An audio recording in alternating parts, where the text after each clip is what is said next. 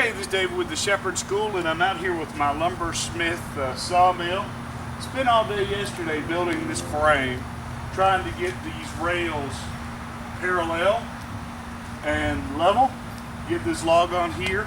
This is the first time we've ever used it. I did sort of try to cut off the top of the log out in the woods down at the land. It didn't work so good.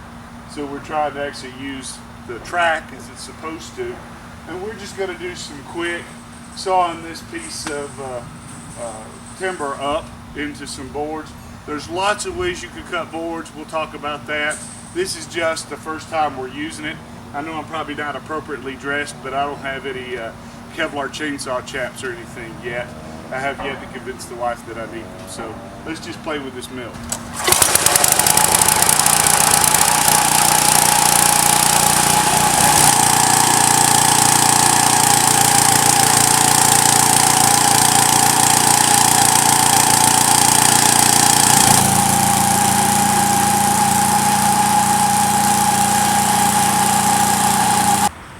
Yeah.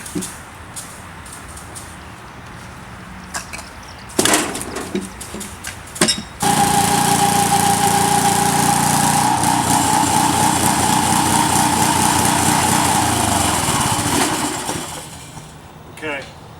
At the end of every cut, you want to turn it off and clean it up, take that off, rather than trying to back it up, because it's a little dangerous to try to back it up like that while it's running. So turn it off after every time. Now you may think starting and stopping, it'd be hard to pull the cord. Now I tell you, I'm a fat dude.